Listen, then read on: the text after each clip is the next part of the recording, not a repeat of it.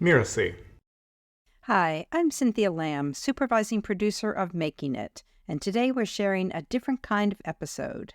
You listen to Making It because you want to be inspired by innovative entrepreneurs who are bravely finding success as they define it. That's why I thought you might be interested in a new show that just launched on the Mirasee FM podcast network. It's called Consciousness Explored, and it's hosted by Melissa Deal. Like Making It, Consciousness Explored illuminates unconventional paths to personal and professional fulfillment, and it shares a similar expressionistic style. To give you a taste of it, I'm running an episode here in the Making It feed. First, a warning, the subject matter may be controversial, but I chose this particular episode because Tom broadens the Making It conversation we've been having here to include the spiritual and holistic dimensions. He offers a varied and enriching perspective on what it means to truly make it in life. I hope you enjoy it.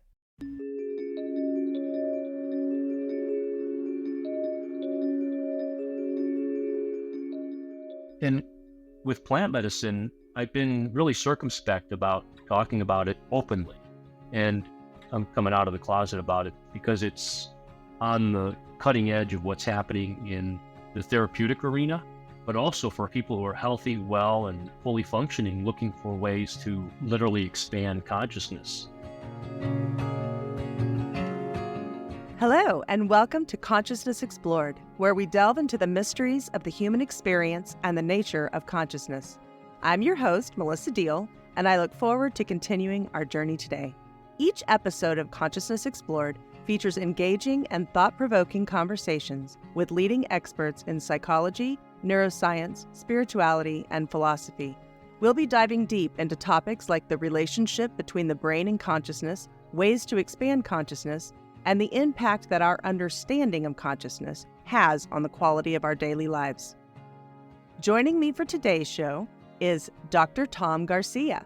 Through writing, teaching, and sacred ceremonies, Tom shares a perspective found in ancient spiritual traditions, indigenous practices, quantum physics, and matters of the heart. His work is informed by more than 25 years in chiropractic and healing arts, which provide a foundation for understanding and adjusting the expression of energy in the body.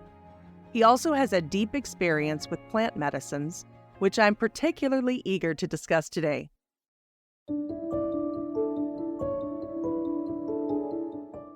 So I'm Native American by birth. It's part of my heritage. But I really didn't have any connection to my Native American heritage for 50 years. It came from my father's side of the family, Tongva from Southern California, and Mayan. But my dad really didn't talk about it. I just knew that, he was Indian. So that meant I was Indian. Where I lived, there was, a lot of dysfunction, a lot of divorced families, single mothers, drugs, alcohol, delinquent kids. My mom and dad divorcing and the loss of that supportive environment. And, really struggling in poverty, struggling with self-doubt and scarcity and lack, all the things I think that so many of us struggle with. I had it in spades. My dad was always in my life, but he would weave in and weave out. And at various times he would have found religion of one sort or another. And he would tell us everything's going to be okay because of his religious affiliation, whatever it was. And I remember when I was like 13 or 14, I'm like, bullshit, I don't believe that. After participating in a number of religious belief systems, including Catholicism, religion broke down completely for Tom in his teen years. He couldn't get on board with any of it, but he still felt as though he was on a search for something. He just didn't know what it was. He joined the Navy in hopes of becoming a Navy SEAL, but after a few years, that didn't feel right either. Eventually, Tom went into the chiropractic profession, which he found more fulfilling. He married, raised a family, and practiced healthcare for 30 years. Still, something was missing that he couldn't quite define. Little did he know that life was about to usher in a series of events that would result in a decade-long journey into discovering what he'd been searching for all along. 15 years ago, a really close friend of mine passed away. My wife and I brought him into our home and we took care of him for the last 18 months of his life. And his passing, having a close-up window on his decline and his eventual demise, his exit from life and the struggle that he had. And I was with him really close up for the whole journey. That catalyzed something in me. It was something completely unexpected. I didn't see it coming, and it was something of a breakdown for me about everything that I held to be true or to be so. It was like turned upside down about life, about death, about who I am, my path, my work, what I'm supposed to be doing. And it set me to the woods. I just started going to the woods early in the morning before sunrise, in the evening at sunset. And I would often stay out all night, and I'd make a fire, and I would build an altar, open my journal, and listen. And that's where I learned how to listen. And in the listening, how I describe it is a voice came to me. It was my voice. It belonged to me. It was a voice that spoke to me even when I was, a teenager. It's funny, I'm having emotion come up. Even when I was a teenager, and I didn't recognize it for what it was, but I knew it was something that was leading me out of a dark time in my life. And it's the same voice that guides me today. It speaks to me, when I say it speaks to me, it comes from my journal. It comes as a feeling, as a sense of things, as an awareness. It comes in images. So it's not just an auditory voice, like from on high. It's part of me. I was asking questions, and there were 3 primary questions, and how I describe them is that they lived at the fire. Who am I? Why am I here? And who sent me? I want to know. I'm not going home until I start getting some answers. I'm not going anywhere. And so I kept going back and back and back, month after month, year after year, asking those questions and other questions. It wasn't until I started engaging with the plant medicine that something really kind of broke through. That's what it felt like. It felt like a breakthrough. Something came through me that I couldn't have stopped if I tried. And it came through in a beautiful fire ceremony, the elements of which came to me piecemeal, and it looks very native, but I don't attribute it to any tribal affiliation of any sort. So when I talk about what I do, or when anybody observes or participates, I say this is self-generated. It's not traditional. I didn't appropriate it, although many of the elements look similar. What I want to say about that is when we get close to nature, and the plant medicine is part of nature, and it's an intelligence, and it actually induces us, or has induced me and others that I work with, to get closer to nature, to spend more time in nature, to be connected to what is most natural. What becomes available is what has always been there. And what I do now is devote my life and my work to working with people one-on-one and in small groups, using plant medicine and guiding before, during, and after the experience to facilitate their awakening, essentially, and helping them to rediscover or remember who they are at the deepest level. And when I engage with people of faith, I respect their faith. I don't push against it like I used to. I don't make it wrong. I don't find fault with it. I simply understand this is their way of connecting with the ineffable, the unnameable, and I appreciate it. And I found a lot of value in the beauty that people bring to me of their own faith. We're back in our virtual studio with Dr. Tom Garcia. Tom, thank you so much for sharing your story. It's so similar to my own journey in some really powerful ways, and I just really appreciate you sharing it. I want to go ahead now and get into our discussion of consciousness. So could you tell us how you describe or define consciousness and what it means to you? So consciousness to me is awareness, and our collective consciousness is strongly influenced by the paradigms of thought of our Western culture, of religion, of social constructs.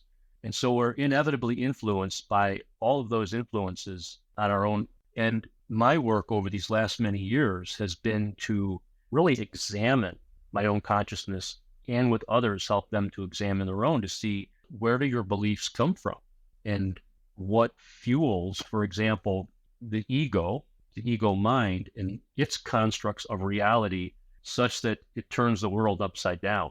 And we're in many ways induced or influenced to believe some things that are true, and to really take a look at those. And they're deep and many layered when we start looking at all the different things we believe about ourselves and the way things are and how things got to be the way they are. And also recognizing and that what we focus on and give our attention to and feed expands and grows. Law of attraction at work, right? And we can look at some of the extremes of what I would say fails us when we look at the media, news, a lot of stuff on social, the narratives, the stories that are propagated through our government and through other influential bodies, big pharma, big business, and such like that, that are foisting upon our consciousness a belief or a way of seeing the world that would guide our lives. So my work has been about breaking that down, busting the system, if you will. So would you say that it's each individual's responsibility to really take ownership of their awareness, their beliefs? Because if you haven't actively and consciously determined your beliefs, then by default, you are simply accepting someone else's. So either you're programming or being programmed. Do you agree? That's a great way to put it. Because if we're not programming ourselves, the outer world will happily program it for us in telling us what to do, where to go, what to believe, what to buy, and to essentially say, I'm not buying that. I'm not buying it. I have people around me that are very much into the news and the politics and the, like not just me, but, many of us have people in our world who are watching, like, how do you know what's going on in the world if you don't watch the news? Well, you're only watching what the media tells you, essentially what they want you to know. And so, yes, it is incumbent upon us. It is our 100% full responsibility to look deeply and to undertake the discipline and the devotion of training our own minds, which also entails simultaneously untraining our minds from what was already been trained into us, what we were born into, that we didn't have a say. We didn't have a say. We were just born into it. And so it takes decades. It truly does. And dedication. Yeah. I always feel a little bit like, I start to proselytize or evangelize about that, but it's necessary to express a certain amount of energy to the fact that we have been programmed, we have been conditioned, we have been domesticated to such an extent we don't even know. And that's essentially the work that I do with people, is help them to look deeply at what they believe about themselves, about life, and about the world. I'll give you a great example. I was working with someone who was just like, had this enormous sadness come up and did not know where it was coming from. And he wanted to run. And we're in the woods. It's at night. And he wanted to run. And he just started walking. I'm like, hey, don't go out of sight of the fire. And he just kept going. And I set my timer and noted how long he was gone. And then I went looking for him. And I found him. He wasn't far away, and brought him back and essentially saying, look, you've been running from this. There's nowhere to go anymore. And I'm not taking anything away from you. Feel your sadness, feel it. And then I just started asking questions. What's under the sadness? Anger. What's under the anger? Confusion. But what's under that? More sadness. And so what I'm getting to is that then to say, let's take a step back. So he wasn't in it, but he could start to look at it. And so much came to light with a series of just questions that came to me organically. Often people will say, how do you know what questions to ask? And I'm like, well, they're your questions. You've given them to me in my listening to ask you because you couldn't ask yourself. So I'm asking you. And we come upon some interesting places. And one of the places was, I don't know what to do, and I need help. This is a very good place to be. Now we can ask for help. Yeah, I think that's a really powerful example too, because I notice in working with myself and other people, in asking questions, whether it's anger or fear or whatever it is, at the base of it is always some false belief about powerlessness. And we feel powerless, that comes off as defensiveness or anger or fear or sadness. But it's that, I say lie of powerlessness because I don't think any of us are powerless, but it's that kind of false belief of powerlessness. And when you can dig into that and know, what do you feel powerless about? What is it you don't know or you think you don't know? Because I think we do have all the answers inside us.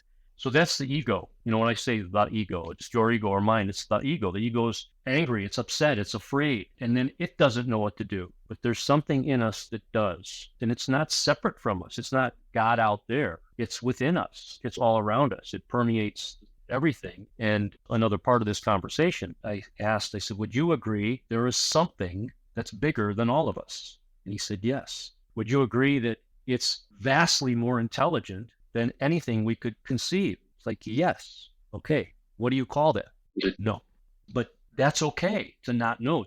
So I'll tell you, subsequently, we had a call and he had like 50 names of what he called it. And he narrowed it down to 10 really good names, and he's still working to bring it down to one name that feels right, that he can say, that's what I call for me. That's the nature of the relationship. It is intimate. It is so deeply intimate. It's more intimate than any relationship we could ever have with another human being. It's our relationship with our Creator, by whatever name we give it.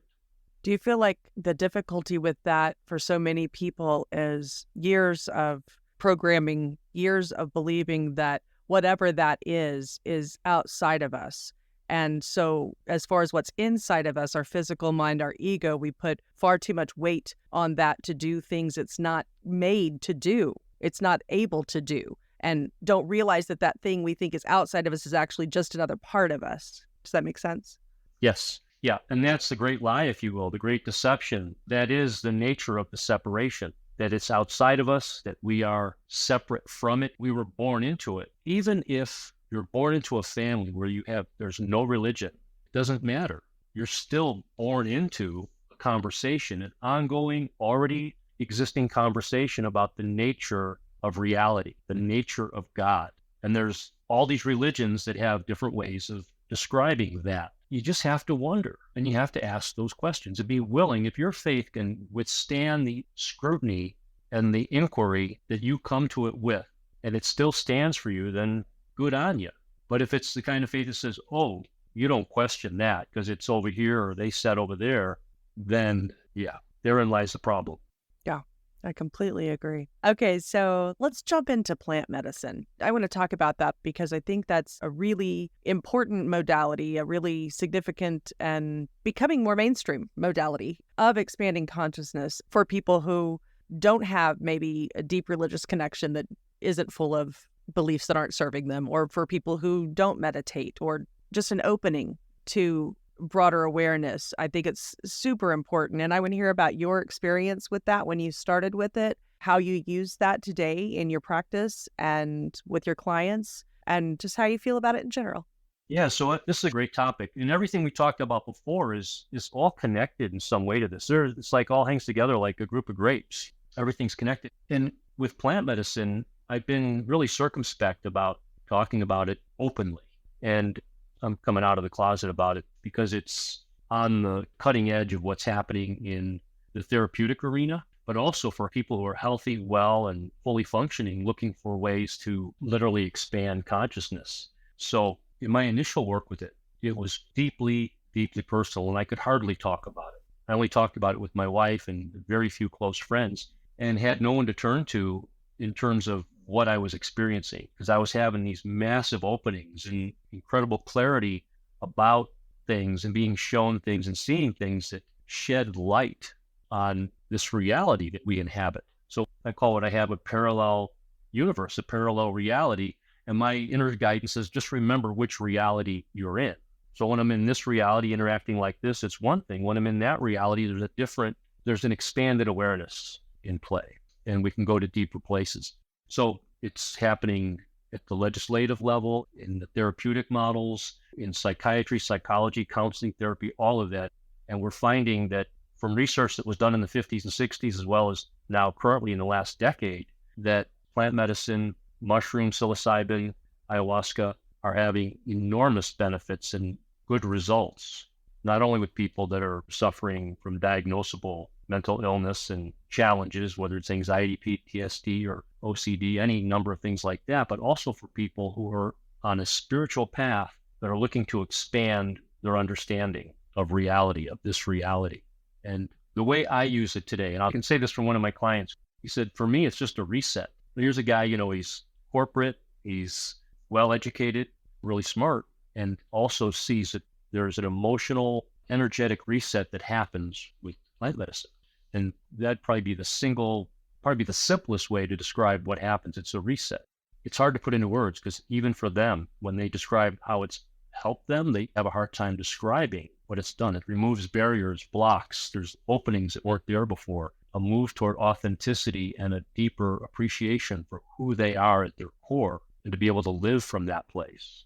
Did you find a difference in your experience from your experimentation when you were a teenager and with different intentions and different questions as an adult? Oh, yeah. I do recall, this is going back 50 years when I first started experimenting. Even then, I knew there were openings happening. Like I was the guy who went home after the party and would stay up until the wee hours listening to music and journaling.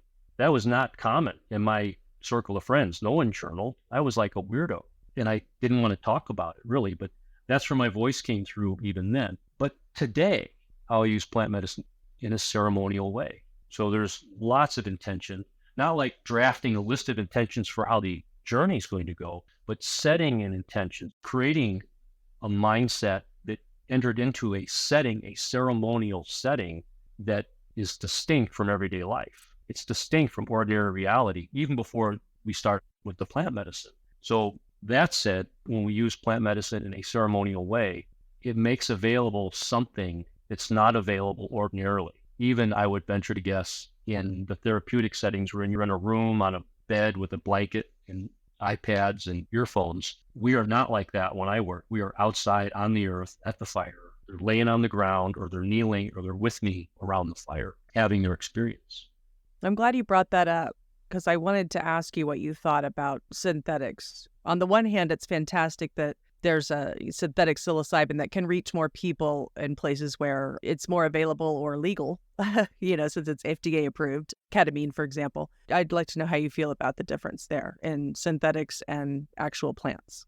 I believe that the natural organic plant is always a better choice, but I think you can make great inroads, great progress, have a great experience with the synthetics as well. So it's not to dismiss them out of hand or at any way like that. And also the setting. I think the therapists and those who create the environment for people to be in that are receiving the synthetic psychedelic do so with really great intention, with care and sensitivity for the environment so that they have a meaningful and powerful experience. And, research shows again and again, that's what happens for people. I'll tell you this, a little part of my story is that for those first 10 years that I was working alone, I did not read about psychedelics. I didn't read about ceremony. I didn't want to hear from anyone about how they did it or the right way to do ceremony or how the tribes locally did ceremony. I shut it all out because I wanted my own uncontaminated experience without interference of spirit coming through me and the voice that was coming to me. I wanted to listen for that without any outside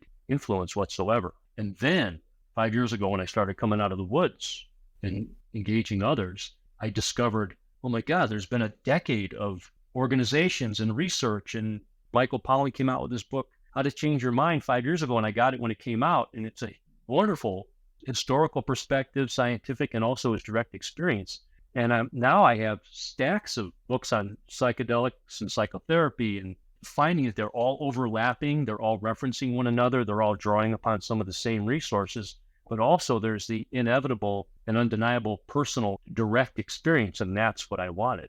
And that's what I offer people, is to have a direct experience. I love that you're well educated. I love that you've read. I love that you can tell me what happens to the brain, but I don't care about that so much. And I have people like that. They could tell you everything about the neuroscience, but then never had the experience. No experience, yeah. So you have the direct experience. That's a whole nother ballgame right there. And now we can talk. Tell me anything. So direct experience, there's no substitute. Synthetic, natural, it'll get you there. And then there's a whole nother realm, and this is where I say that I'm operating at, is in a ceremonial way at the fire, outside, under the open sky, like that. It's totally different. Well, speaking of research and books and all that, you recently collaborated on a book, right? Could you talk a little bit about that? Yeah, it's called The Difference, Essays on Loss, Courage, and Personal Transformation. And so each of the authors has a story to tell of their life experience and the obstacles they've overcome. For many of us, there's been loss and the courage that it has taken to confront the loss and to carry on. And my story is in the personal transformation category. And I write about the experience of the friend that I talked about earlier who came to stay with us, and he lived here till he passed. And then what happened to me. And, when I wrote that story over a year ago, I didn't talk about plant medicine, but it was plant medicine that was my ally, that was with me in that story that I talk about, of going to the fire and roaring at the moon and asking, who am I? Why am I here? And who sent me? Like, who are you? I want to know. And I was in tears. I broke down, and then I got really still and really quiet and was able to hear that voice come to me and discern that it was different than the voice of my ego. So that's a little bit about my story. There's 10 stories in total, and they're all beautiful stories of loss, courage, and personal transformation. Wow. Yeah, I'll definitely check that out. And we'll put that information in the show notes too. I could talk to you about psychedelic use and benefits for another hour, but I wanted to touch on a couple more things before we wrap up today. There's a lot of collective awareness of what some would call a spiritual revolution. I think a lot of people feel strongly that we're in a time of great change, a major shift in consciousness. I'd love to hear your thoughts on that. Yeah, we are in a time of great awakening right now. We are in the midst of it.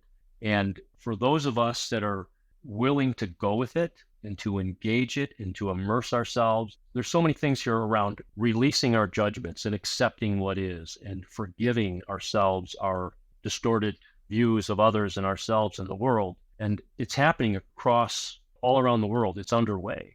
And where we see resistance to it is where we find the greatest suffering, where there's just an unwillingness to be in the flow and to stay immersed in the worldview that we see that's presented to us through things we've already talked about, the media, social media, and what's promulgated to us through those organizations, global organizations that have a vested interest in people staying docile and compliant and asleep. So I describe my own awakening. It's not to say I'm awakened now, I'm enlightened. I don't really care for the word enlightened. It's an ongoing process to keep waking up every day, waking up to what's real and true, hewing the line, staying connected to what sources us. And I'm reminded of some lyrics from a song from years ago. The revolution will not be televised. We're not going to see this on mainstream media. We find it like this, through podcasts, through this underground of connected individuals, massive connection like the mycelial network, the mushroom mycelia, that connected root system that underlies all plant life that encircles the globe. That's how it's happening right now. And the intelligence of this environment, of this sphere, is making itself available to us in unprecedented levels, I think, from my experience. Plant medicine is a tool, and watch how big pharma and big business tries to control how it's distributed, disseminated. That's going to happen. Yeah. And there's got to be money in it. So they're finding the money, creating the money aspect of it, but it grows naturally. You can grow your own. I've grown my own. So yeah, the revolution will not be televised, and it's full underway. And there's lots of information, channeled books, people who are coming forward, people who are coming out of the woods, out of the dark, out of the shadows to say, this is my experience, and not leaving anybody out. We're fighting each other, which is beautiful. Yeah, it's fantastic. And there's so many traditional and well-respected universities deep into research on all things plant medicine, consciousness, even near-death experiences, past lives. University of Virginia, Johns Hopkins, like that, just so many of them across the country. And in Europe, it's not on the general radar, on the mass media type thing, definitely not. But it's not difficult at all to find this research and information. And so for all those left-brainers out there, I know I'm a recovering left-brain person myself, so I get it, but there's plenty of information. You just Google it. So here's the thing. I want to mention this too. This is part of the healing of humanity on a global scale. Now, doesn't mean everybody is going to partake, but for those who are of a mind to, those who have the inkling to, I have people reach out to me all the time that are like, they don't know where to turn, they don't know where to go, they're feeling anxious, they're feeling the overwhelm, and it's the condition of the world such that it is. It's upside down and turned around, and to orient ourselves to an upside down world is insanity. So people who are awakening to the insanity of the world are feeling increased anxiety. They're feeling a call to something. They're feeling themselves being called to something, and they don't know what. And I'm here to help them discover the what. They're not being called to me. They're being called by their spirit to something that's for them, and I can help them find it. Right. That's perfect, because I wanted to ask if you could kind of describe for us typically who is your kind of ideal client, or is there one, or? There is. I address a certain strata if you will. They're people that are generally successful. Now, what does that mean? They're successful in their work. They're successful in their family life. They're successful in their marriages. They're successful in a variety of ways.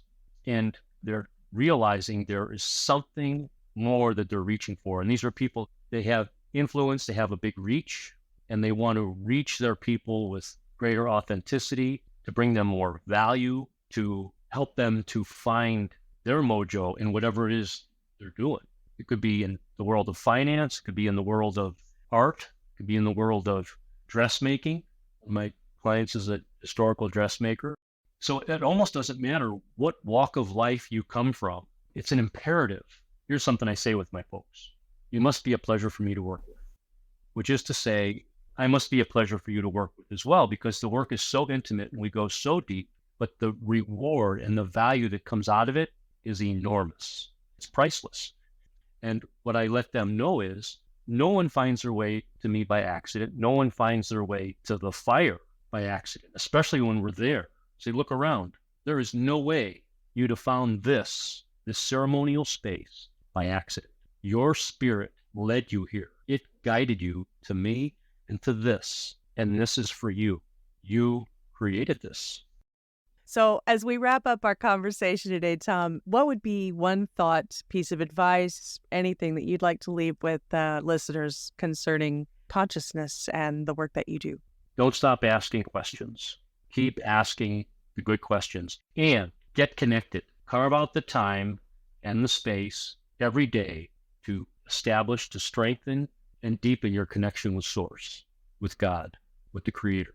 It's an imperative, especially in the expansion that's happening globally. It's a necessity that those of us who are at the leading edge be connected. So whatever it takes, don't neglect that one thing and keep asking for help, because we all need all the help we can get. Absolutely. Tom, thank you so much for your time and generosity today. I love talking with you, and I hope we get to do that again soon. Where can listeners find out more about you and reach out to you? They can go to drtomgarcia.com, and that's my website. So all my contact info is there, drtomgarcia.com. Super simple. Perfect. Thank you, Tom. Well, stick around and I'll share my thoughts and takeaways from today's conversation.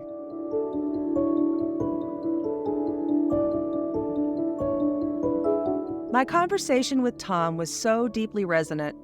I really could have talked to him for hours. There are so many things that stood out to me, and I thought I would talk more about plant medicine, but I kept coming back to the catalyst for Tom's deep yearning for answers, which was watching his dear friend pass away.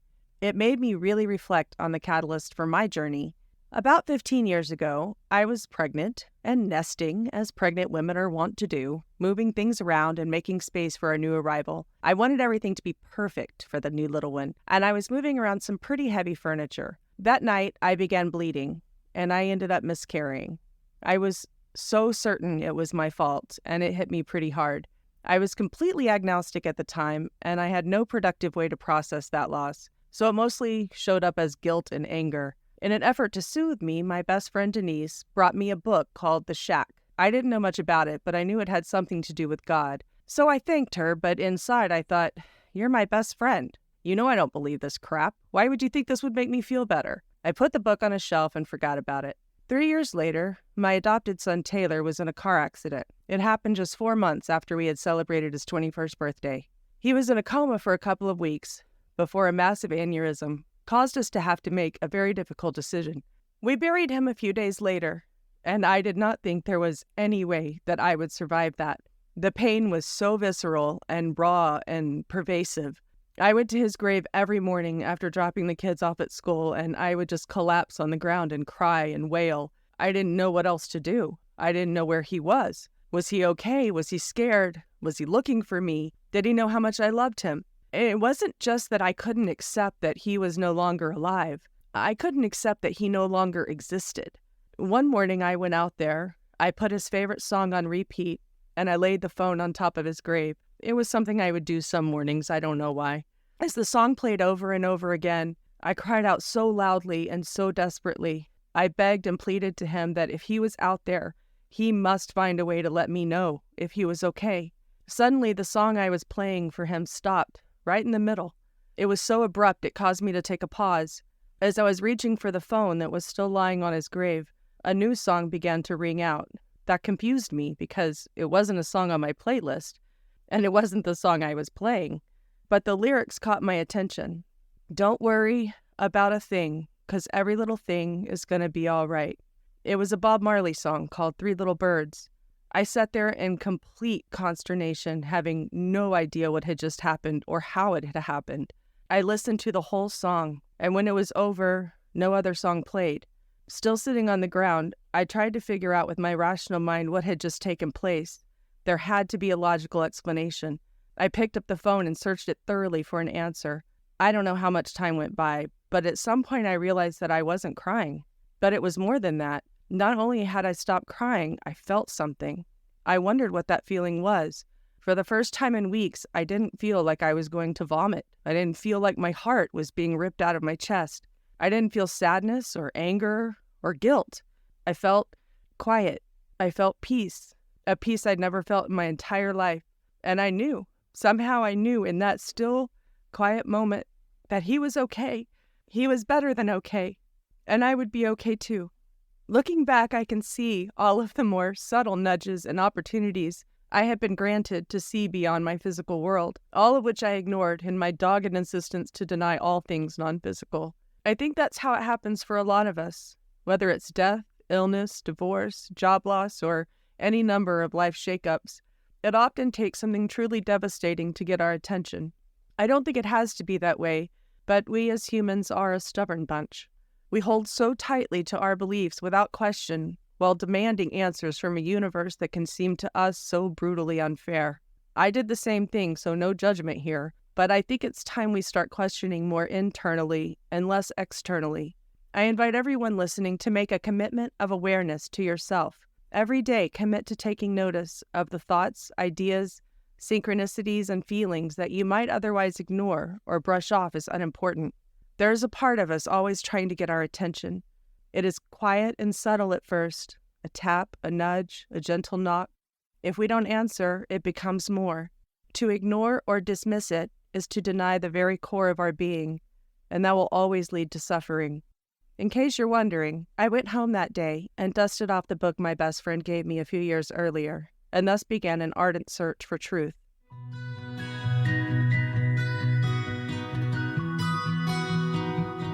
Thank you for listening to Consciousness Explored. Consciousness Explored is part of the Mirasee FM podcast network, which also includes such shows as Soul Savvy Business and To Lead is Human. Cynthia Lamb produced this episode, and Michi, Lantz, and Andrew Chapman assembled it. Our audio editor is Marvin Del Rosario, and Danny Eni is our executive producer.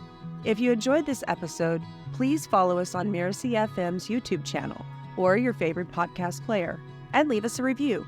Your feedback helps us to improve the show and reach more listeners like you. I look forward to having you with me the next time for more fascinating conversations as we continue to unravel the mysteries and nature of consciousness.